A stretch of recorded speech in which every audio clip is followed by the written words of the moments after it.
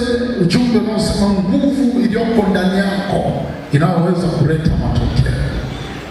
Nguvu iliyoko ndani yako inayoweza kuleta matokeo. Nguvu iliyoko ndani yako inayoweza kuleta matokeo. Wapentekoste ni watu wa matokeo. Hakuna upentekoste bila matokeo. Unapoamua kuwa pentekoste, ndani yako umebeba nguvu inayoleta matokeo. Kati ya watu wanaotishia ulimwengu ni watu walio wa Pentekoste, kwa sababu ndani yao iko nguvu. Sio watu wa kawaida. Jamani, amina. Tunaweza tukaishi mazingira ya kawaida, tunaweza tukapanga nyumba za kawaida, tunaweza kujenga nyumba za kawaida, tunaweza kuwa na magari ya kawaida, lakini katika ulimwengu wa roho sisi sio watu wa kawaida. Sijasikia amina na watu wanaoelewa kile nazungumza. Sema amina. Nataka nihubiri kwa jina la Yesu Kristo. Nasema tukiza jirani yako, mwambie wewe sio wa kawaida. Mwambie tena wewe sio wa kawaida. Hata kama leo wamekusamehe, lakini wewe sio wa kawaida. Hata kama leo wamekucheka, lakini wewe sio wa kawaida. Hata kama leo wamekuona chochote, lakini wewe sio wa kawaida. Kwa jina la Yesu Kristo. Sema ninakuishi. Sikiliza, Mungu anapokutazama wewe, anatazama jeshi la mtu ambaye Mungu anajivunia kwa ajili ya kuleta matokeo. Mungu anapokuangalia wewe, anaangalia kana kwamba ni mtu mmoja, anaangalia kana kwamba ni jeshi lililobeba uwezo, lililobeba mamlaka, lililobeba ujasiri, na anapokuangalia anatarajia matokeo katika jamii yoyote inayokuzunguka. Anatarajia matokeo, na ili matokeo yatokee, lazima tutambue na kujua ya kwamba sisi sio watu wa kawaida. Kwa jina la Yesu Kristo aliye hai. Haijalishi ni mahali unafanya kazi, uko chini ya bosi wako, kama bosi wako hajaokoka, ina spiritually katika ulimwengu wa roho, wewe ni bosi wake. Unaweza ukakontrol mambo yakatokea kwenye ulimwengu wa roho kabla ya yeye kusema jambo. Wewe unaweza ukasababisha akasema jambo. Sema amina kwa Yesu Kristo. Sema tena amina kwa Yesu Kristo. Natamani shauku hiyo iwe ndani yako na utambuzi huo uwe ndani yako, ili upate kujua popote ulipo, wewe sio mtu wa kawaida. Upo kwa ajili ya kuleta matokeo. Imefika mahali Pentekoste inaonekana dini ya kawaida. Sikiliza, sio watu wa kawaida. Kama unabisha, kauliza walipokuwa Yerusalemu, wakina Petro, watu 120 wamekusanyika kwenye mji. Roho wa Bwana ameshuka ndani yao, mji mzima ukatikiswa. Wale watu wakasema hawa watu wamelewa. Sio jambo la kawaida kutokea. Hawa watu itakuwa wamekunywa. Halafu jana umemosha, anaitwa Petro, anakuja kusimama hadharani, anawaambia watu msikie, sisi sio kwa tumelewa wala hatujachanganyikiwa, ila hiki mnachokiona ni kile kimetabiriwa na Yoeli kusema nyakati za mwisho Mungu ataachia Roho wake kwa kila wenye mwili. Na ndizo nyakati tulizo nazo. Mungu ameachia Roho wake kwa kila wenye mwili. Manake ndani yako Mungu ameachia Roho wake. Ameachia kwa sababu kwanza mstari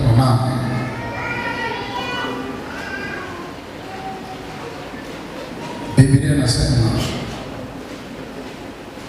haya ndio majina ya mashujaa aliyokuwa nao Daudi.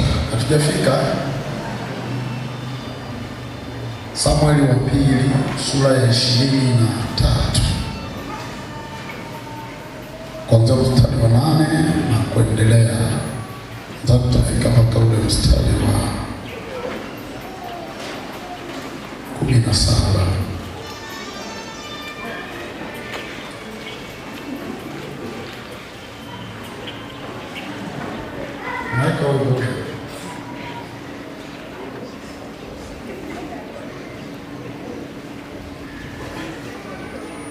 Nasoma la Bwana. Nasema haya ndio majina ya mashujaa aliyokuwa nao Daudi: Yashubea Mhakimoni, mkuu wa maakida.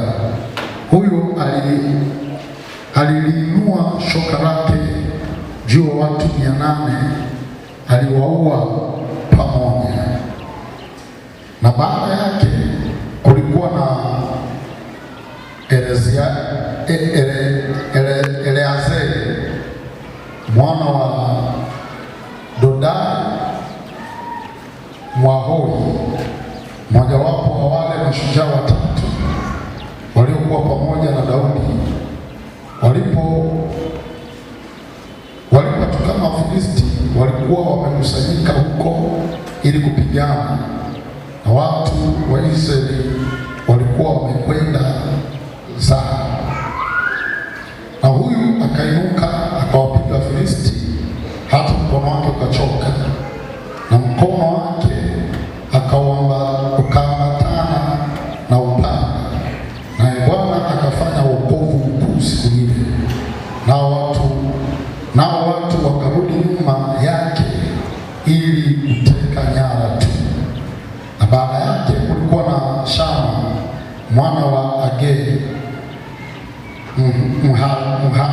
Mhalani, nao Wafilisti walikuwa wamekusanyika huko.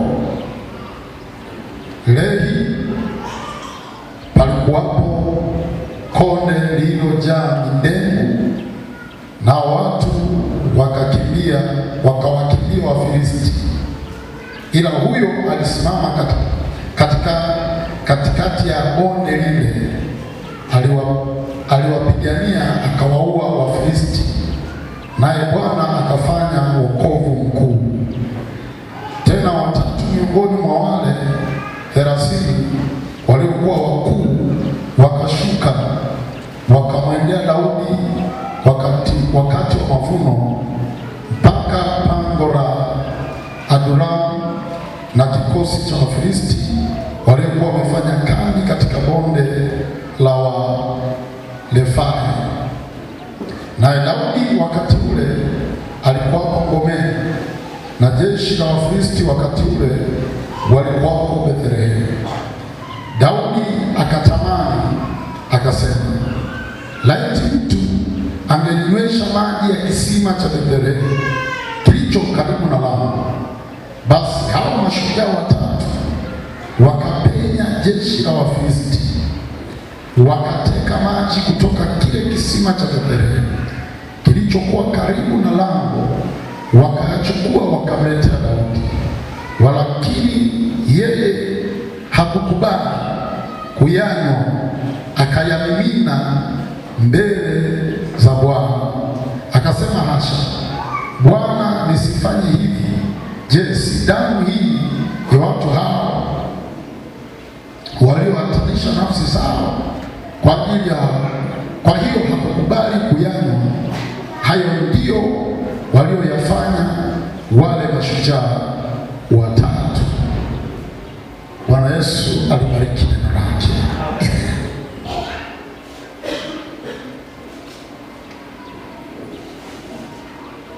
Okay, studio naona baba tayari. Pastor, weka ule unastahili. Nitamani tupate utulivu kidogo katika kuabudu, halafu ni kuletee ujumbe huu. kwa dakika chache tu, na Mungu anaenda kukuhudumia.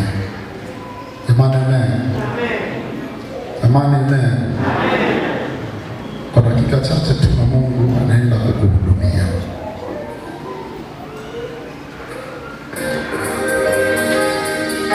Unaweza tukainua mkono wako mara ulipo.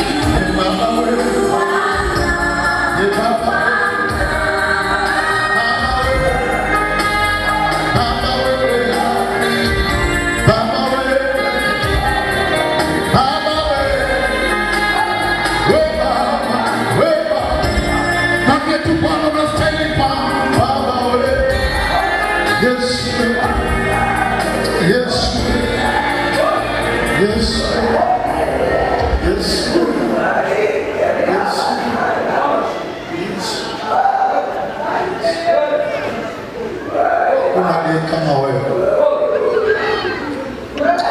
Umetukuka juu ya mfalme, juu ya sita na nane. Umetukuka sana, hakuna aliye kama wewe. Mimi ninashuka sana na kunyenyekea kwako. Chombo chako tu, nitumie upendavyo kwa mapenzi yako. Umenipa wakati Bwana kusimama mbele ya watakatifu wako kwa wakati, dakika zilizosalia. Hudumia kundi lote. Wamekuja kwa ibada kutane na wewe, wamekuja wafarijike, wamekuja waponywe, wamekuja wainuliwe, wamekuja watiwe nguvu tena. Yesu Kristo, wako tayari kukusikiliza sahihi. Mimi ni chombo tu, ni sauti yako. Sema vile unataka kwa mapenzi yako, katika jina la Yesu Kristo ninaomba na kushukuru, na watu wote tuseme amen. Unaweza kusema tena amen kwa jina la Yesu. Jamani, mimi ninapoangalia kanisa, tuna watu hapo kwenye serikali, tuna watu hapo kwenye nafasi, wanashindwa kutumia nafasi. Ni bora Bwana awaporomoshe kwa jina la Yesu. Sinaongea kwenye imani ya mchungaji, naongea unajua mimi na wainjilisti na hasira za Bwana.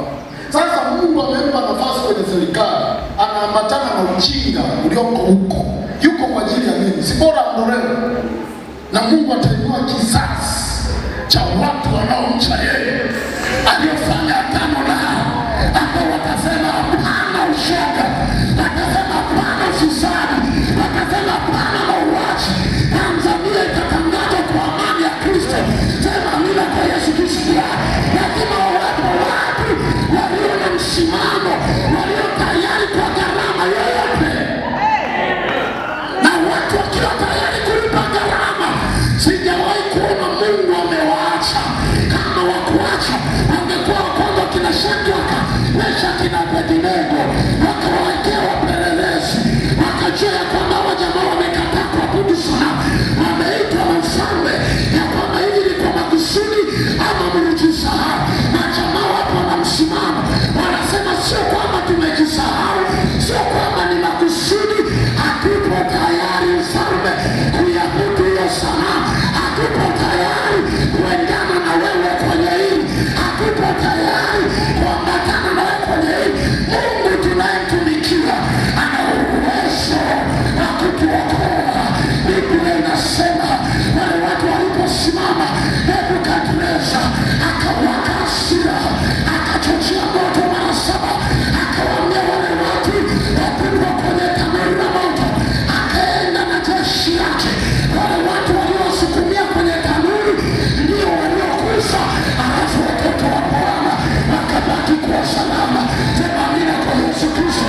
Wale waliokusikia mipango ya uongo wataibika wao, lakini mtoto wa Yesu wewe utakuwa salama.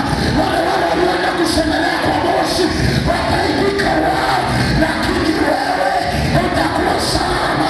Waliochimba kaburi usiku wa wewe watakufa wao kwa jina la Yesu, lakini wewe mtoto wa Bwana utakuwa salama.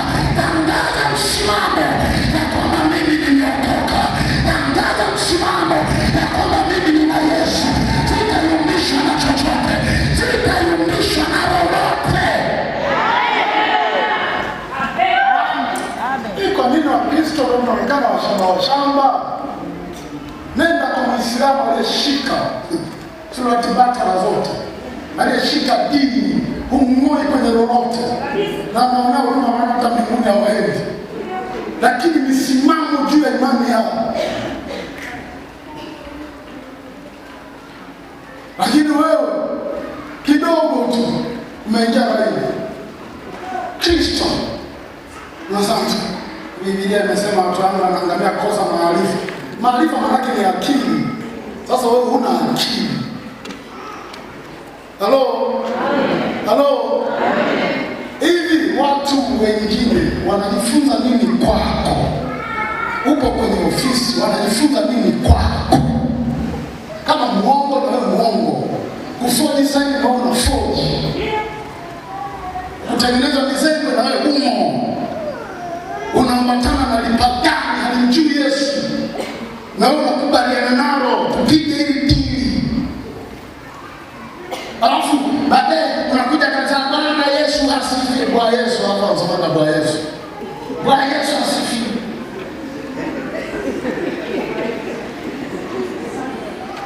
kwa sababu ndani kunakuwa kumeharibika. Mungu anisaidie. Natamani pia niwe napata nafasi za kuongea na watu walioko kwenye serikali. Chungaji, ikiwezekana hadi semina hizo ziwepo, kwamba wako pale, mmoja wanamwakilisha Mungu, mbili wanaliwakilisha kanisa, mwili wa Kristo. Jamani amini. Jamani amini. Kwa chochote unachokifanya, ukifanya hovyo, wanahesabu ndo walivyo hovyo. Kwa smartness na mama baba yetu inakana yuko hovyo. Wengine wamejua hadi naabudu hapa. Sasa wanaanza kumwangalia baba mwangalizi, ndio analea mtumishi hovyo ambaye hana msimamo. Halo? Sijui kwa nini nazungumza hapo, lakini kuna figa zipo zinatakiwa kusimama imara kwa ajili ya Tanzania. Jamani amina. Jamani amina. Ndio tunapoombea Tanzania, tunaombea watu gani? Tunaombea pia na watu wetu ambao wako kwenye mifumo, ili usimame vizuri, kupitia kwao tupate viongozi bora. Ndio maana hapa tunapata waziri ni mshirika wako. Si ndio? Tutaangalia kuchangishana mchango mingi hapa. Anakuja tu asema mtumishi wa Bwana, leo msihangaike.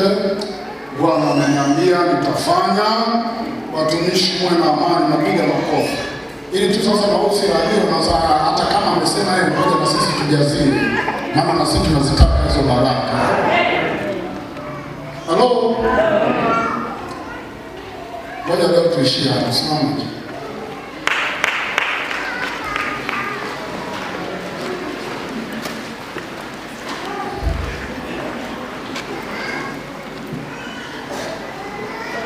Nguvu iliyoko ndani yako inaweza kuleta matokeo.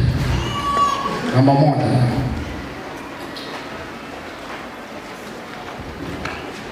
maamuzi,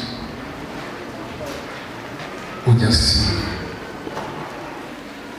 usubutu, msimamo katika imani. Kitembea mambo hivi vitaleta matokeo makubwa katika maisha yako.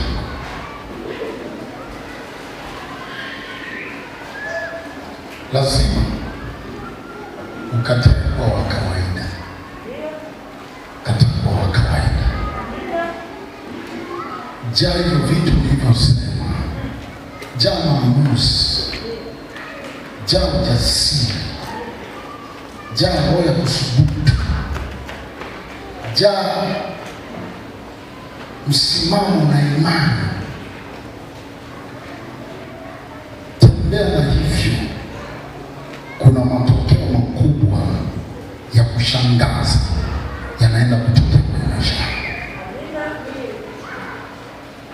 Na hivyo vyote kijumuisha vitakupa kitu kinaitwa kibali cha kimungu. Kwa sababu yoyote aliyeamua kutembea na Mungu, Mungu anampa kibali, mvuto. Yaani roho yako iliyoko ndani inabadilishwa kabisa. Kila mtu akitazama anasema tumpate wapi mtu kama huyu mwenye roho ya Bwana ndani yake? Tumpate wapi mtu kama huyu? Ndivyo ilivyokuwa kwa Yusufu. Wanatafuta mtu anayeleta matokeo. Ndani yake kuna kitu. Ndani yake sio wa kawaida. Natamani tu leo maombi haya umwambie Mungu, sitaki kuwa wa kawaida. Sitaki kuwa wa kawaida. Mara nyingine hata ukiingia sehemu, yani kuna mahali unaingia kama kuna spirit walitengesha. Ulimwengu wa roho unatikiswa. Yaani kabisa kuna kitu unaona kuna mtu ameingia sio wa kawaida. Ukienda ofisini, watu wanaona kuna mtu kaingia sio wa kawaida.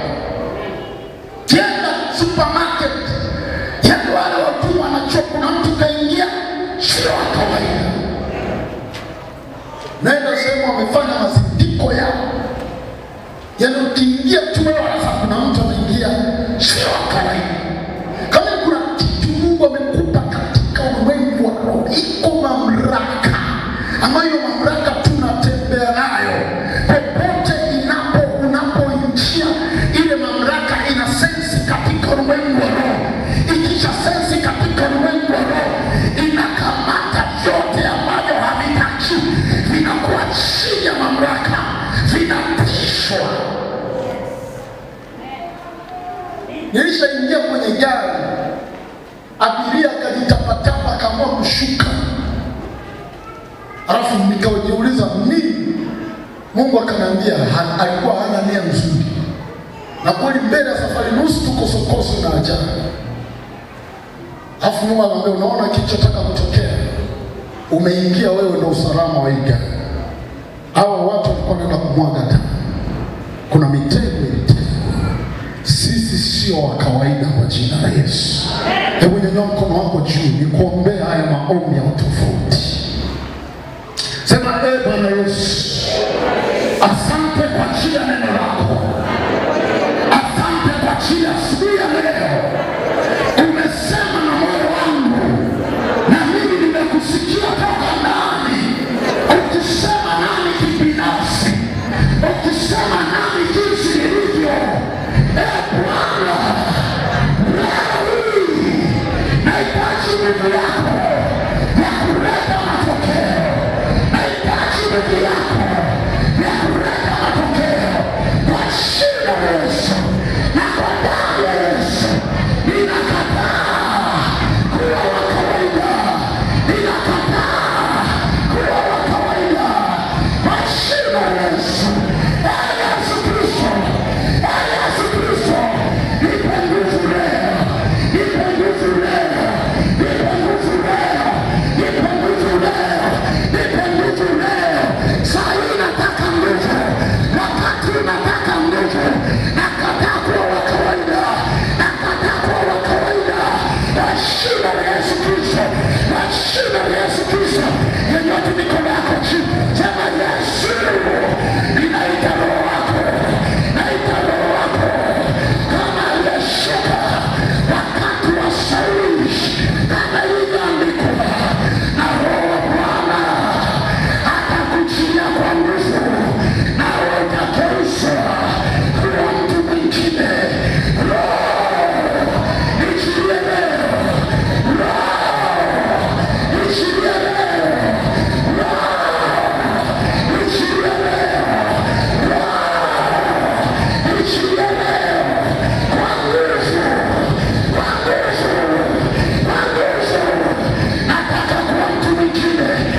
Nimeshindwa leo, nitaweza kesho. Leo nimeshindwa, kesho nitafaulu. Pokea moyo wa kusubutu kwa jina la Yesu. Pokea moyo wa kusubutu kwa jina la Yesu. Sio ukishindwa leo ndio unakaa hapo hapo na kuanzisha nyimbo mpya ya tenzi. Cha kutuma hivi si, yaani huna chochote, hilo nategemea damu ya Yesu.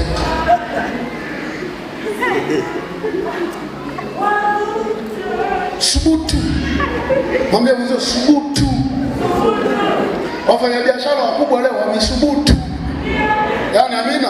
Kuna watu leo ni mawaziri walisubutu kugombea, anagombea anaanguka. Anagombea anaanguka. Mwingine akaamua kuunga mkono juhudi ili apate hata ubunge, akaunga mkono juhudi, huyo mbunge. Unaelewa kile naongea?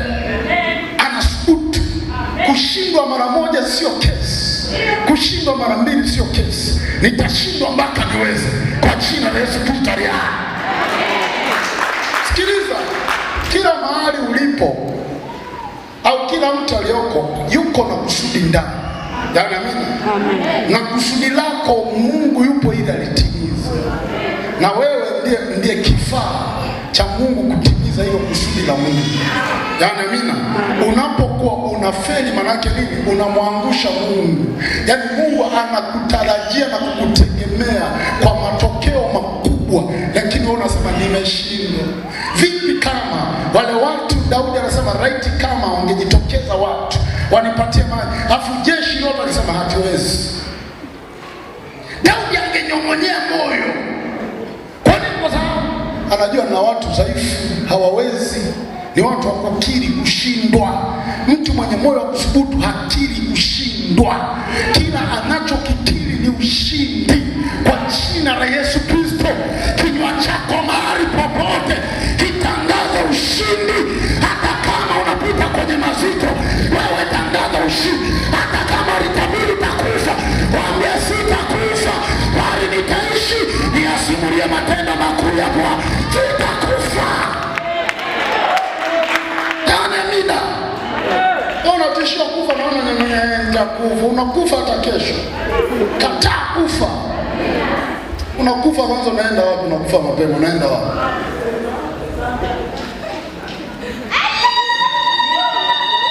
Halo? Halo? Kataa. Amina. Amina. Kataa. Lazima kuwa na moyo wa kuthubutu. Jaribu kutenda. Amina. Ukishinda leo, tena kesho. Ukifeli kesho, tena kesho kutwa. Mpaka unaona kuna vitu vinatokea. Kwa sababu tumeumbwa tulete matokeo. Tumeumbwa tulete madhara kwenye ulimwengu wa roho. Kama umeona unaomba maombi kama yanaishia sehemu fulani, omba tena kesho. Maombi yakamate anga. Mpaka kama mwenye nyumba alikupangisha ni mchawi, anasema nimepangisha mchawi mwenza, kumbe wewe uko na power ya tofauti. Pokea hiyo power kwa jina la Yesu. Pokea hiyo nguvu kwa jina la Yesu. Nenda kashangaze. Sijui ni wapi wanakuaga na haya maneno machokozi. Wewe unaishi sehemu, yaani huna madhara yoyote. Yaani mchawi anakuwa rafiki yako. Mchawi anatakiwa anaamka asubuhi amekununia, hakusalimia, alafu unaenda kumsalimia Bwana Yesu asifiwe. Na unajua hali kabisa alituma vitu vimefeli. Nasikia tu anageukia amekufiona. Mpumbavu tu huyu. Sio mpumbavu na Yesu. Acha kuwa kawaida. Sikiliza, ukiwa mlokole wa kawaida ndio wachawi wanapojifunziaga. Anakuwa uchi, anakuja kukukalia. Yaani wewe unakuwa uwanja wa mazoezi wa mchawi. Sio fukufuku. Maombi utaki, ibada utaki, huduma zote kanisani umezila. Unakuwa fukufuku tu. Yaani unakuwa mwende tu. Mlenda sio mlenda. Kwa mchawi akitaka tu kujifunzia, kituo cha kwanza kwa. Unajua kuna zile stage. Naambia hebu nenda kajifunzia sasa kwa mlokole. Wanafikia ataenda kwa mlokole moto. Wataangalia yule kivivu maombi. Wanasema mkesha yeye ana usingizi. Kisha maombi ya kufunga anapatia kwanza msosi, hapo anakuja hapa. Anakimbia na maombi. Ndio amejaza msosi wa kutosha. Nimesha shiba. Kuna jamaa mimi kanisani nilibidi tu nimuundie tume. Nimetangaza maombi ya siku 3. Jamaa zote siku 3 mwendo anaenda nao.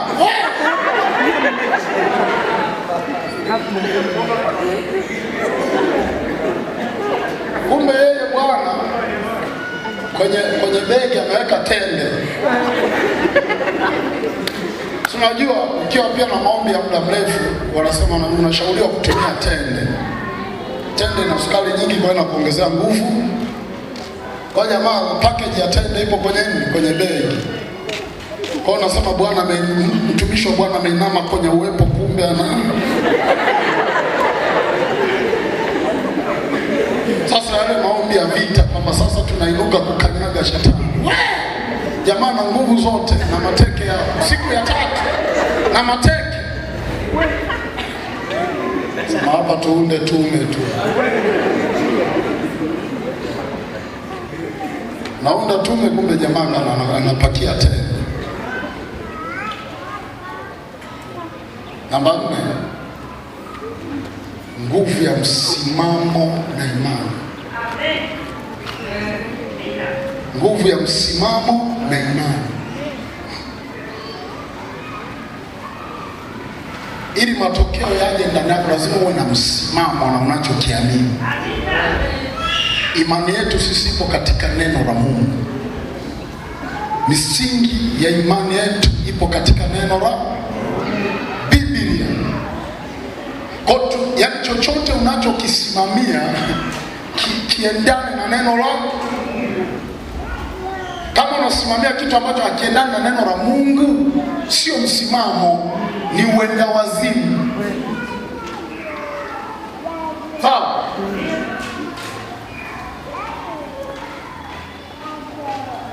Yaani unasimamia kitu kwenye Biblia hakipo, ni uenda wazimu, sio msimamo. Sasa msimamo unaambatana na imani. Nakumbuka Shadraka, Meshaki na Abednego wana msimamo, wana imani kabisa, yani imani zao hamoi mtu kwa Mungu. Wewe imani yako umesimama kwenye nini? Mabinti mpo, unaweza kuta chips mayai tu imekutoa kwa Mungu. Yani chips mayai tu. Yes, bye. Unajua Yesu, hii chips itaona na harufu yake, nitatubugi baadaye. Hivi una akili wewe? Damu ya Yesu iliyomwagika kwa gharama kubwa, ukaisaliti kwa chips mayai za 3,000. Wewe mwenda wazimu. Yaani huko akilini hazimo. Utakiwa tuupelekwe Mirembe, ni kudra tu za mnyazimu mgupo. Halo? Halo? Hivi vipi ulikuwa katika hali fulani, labda aidha tuseme umetekwa, umepelekwa sehemu fulani, labda ni sehemu yenye mateso na msitu sili na watu hawajulikani, wamekuteka, wamekuweka huko. Alafu anakuja mtu mmoja anakutoa kwenye yale mateka, anakuweka huru. Sawa? Anasema bwana, hebu fuatana na mimi, uko salama sasa. Baadaye anakuja mtu anaanza kunong'oneza kwa nyuma, wewe chukua chips mayai. Chukua chips mayai, acha mwana huyo. Unaamua kumwacha. Unachukua chips mayai, unamfuata yeye mwenye chips mayai. Akili zipo.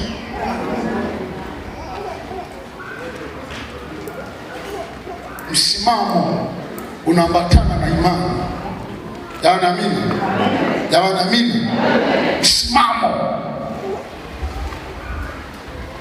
Sikiliza, msimamo wowote una gharama. Moja ya gharama msimamo ni kuchukiwa. Wewe hata ukienda kwenye ofisi ukawa na msimamo, sitaki ufisadi, wewe mbona unachukua hela hizi unaandikia taarifa tofauti? Hayo mambo achana, mimi nimeokoka. Cha kwanza utachukiwa. Alafu anaanza kutengenezea vigisu. Wewe ndio uondoke pale ili ale vizuri. Hata kama kweli uko dhaifu kiroho utaondoka. Naamini. Naamini. Sikiliza, hawa watu mpaka wanaamua kuikana amri ya mfalme kwa sababu ya Mungu. Wangapi leo wapo kwenye mifumo wamecompromise na mambo mabaya na wamemwacha Mungu kwa kukosa msimamo, wameshindwa kuleta matokeo, wamekubaliana na uovu, wamekubaliana na kila matendo mabaya. Kwa sababu mtu bosi amesema, halo